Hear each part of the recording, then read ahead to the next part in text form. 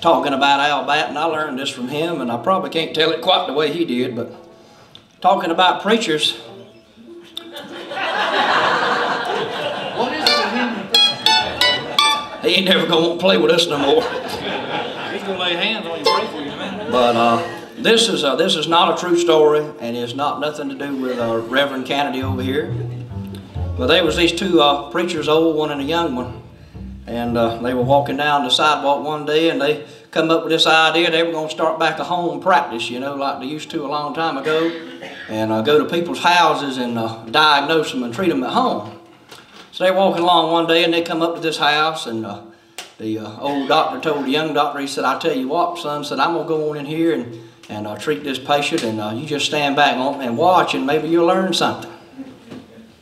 Old doctor goes in there, and lady's in there, and she's just rubbing her stomach, and she's just all to pieces. Said, "Doctor, I'm in so much pain, my stomach's just killing me."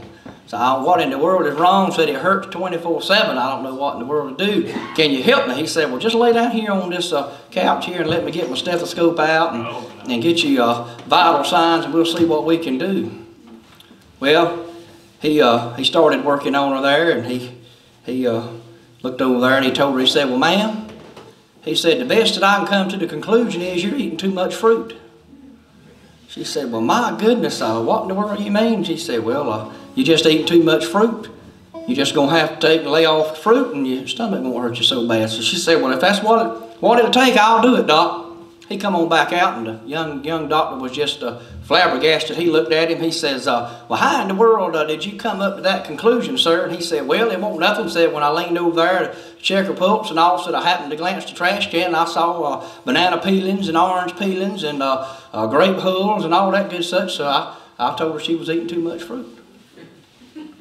Well, young doctor, he took that to heart, so he said, "Well, I got the next one." So they get to the next house, and the lady's in there, and she's crying. Her nerves just tore all to pieces. She just having a fit. She pacing back and forth across the floor, wringing her hands, sweat just coming all off of her. He said, "Just calm down, ma'am, calm down." Said, "I got this." Said, "You just lay down right here on this here bed, and I'm going to get your vital signs. Everything's going to be all right." So he checked her out, and he told her, he said, "Ma'am," he says, "you're going to church too much." She said, "Do what? You mean I'm going to church too much?" He said, "Yes, ma'am." Said, "You're going to church too much." Said, "You need to slack off just a little bit, and I think everything will be all right." She said, "Well, doctor, if that's the case, I'll just quit altogether. I just won't go." He come on back out, and that old doctor was standing there rubbing his head, and his brow was just sweat pouring off of it. And he said, "Well, son, where in the world did you tell that woman not to go to church?" He said, "Well, when I leaned over there to get her blood pressure," said, "I saw the preacher's head peeking out from under the bed."